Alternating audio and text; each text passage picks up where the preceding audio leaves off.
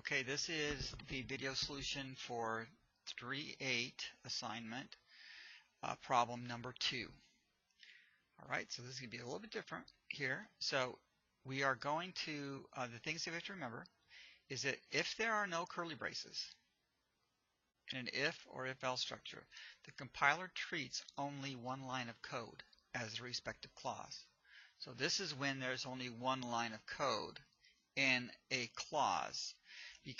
Because if you have more than one, if you want more than one statement to be in the clause, then as we see up here, we had to use braces.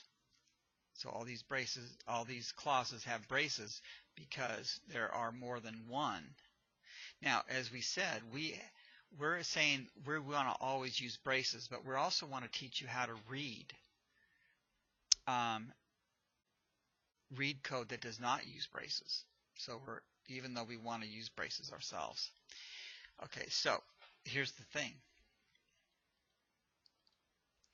is that only the first line of code below the if or else statement is considered to be the respective clause.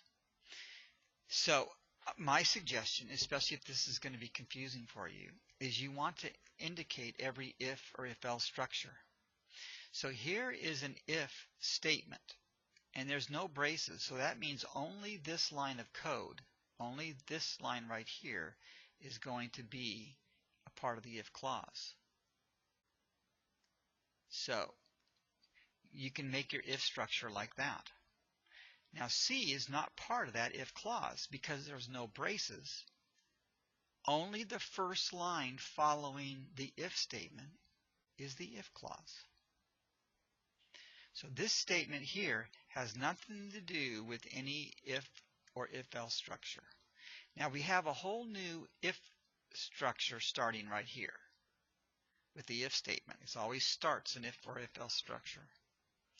So there's only one line of code below it, so that's the if clause, and then the else, and then there's only one line of code. Or it'll only take one line of code because there's no braces. So this is an if-else statement. And then C has nothing to do with an if statement. And then here's another if structure.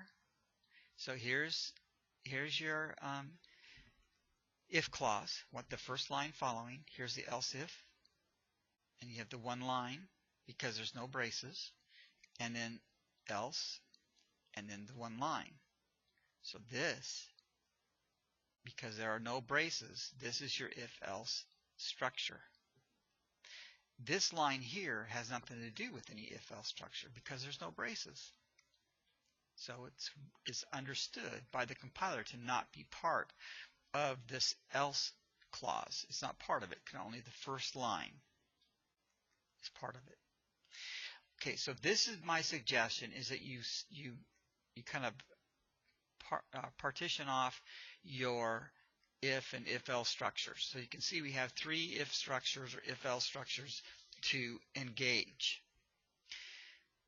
The other thing that you could do is put your curly braces around the single line following each if or else statement, as you can actually write those braces in yourself. That would be another safeguard to make sure that you don't make a silly mistake. Here we go. If B is greater than C, so is 20 greater than 30? Well, no, it's not. So the if clause, which only is the one line, is ignored.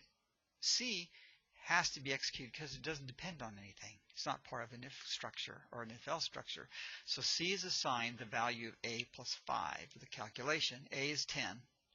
So C is assigned 15.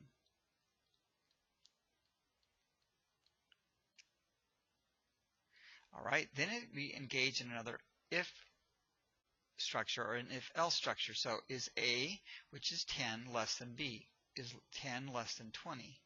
Well, yes, it is. So it does this line right here, and it is going to ignore the rest. And because we've got these guidelines in here, we know that not to cross off the C, because the C is not part of this if-else structure, which we determined beforehand. So it kind of eliminates that having to think through that part of it, because we already did think through that. So 10 is less than 20, so we're going to take A and assign it to, or we're going to take A plus 3 and assign it to A. So that's 10 plus 3, which is 13. C is assigned A plus B. Well, this is not part of an if-else structure, so it must be executed. A is now 13. Just remember, we're not looking back at this. We're looking at our memory locations for the current values. A is 13, B is 20, and so those added together is 33. And that's assigned to C.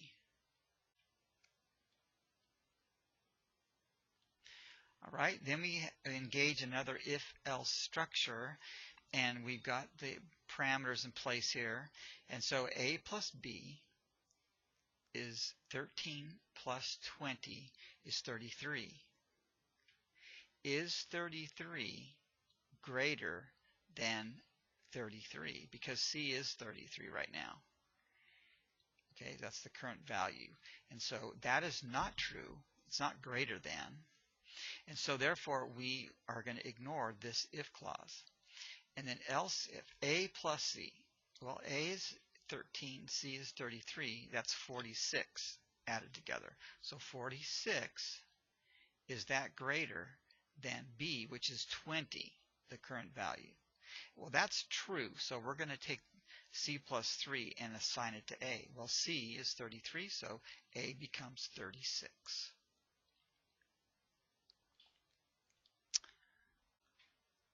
All right, and then I forgot to cancel this out, cross this out, because only one of these three alternatives is going to be executed, and the first true Boolean expression is with the else if statement. So everything else is ignored. Now, this last line of code is not part of an if-else structure, so it must be executed. So we take B, which is now 20, is still 20, and it's add 4, which makes 24. So C is assigned 24.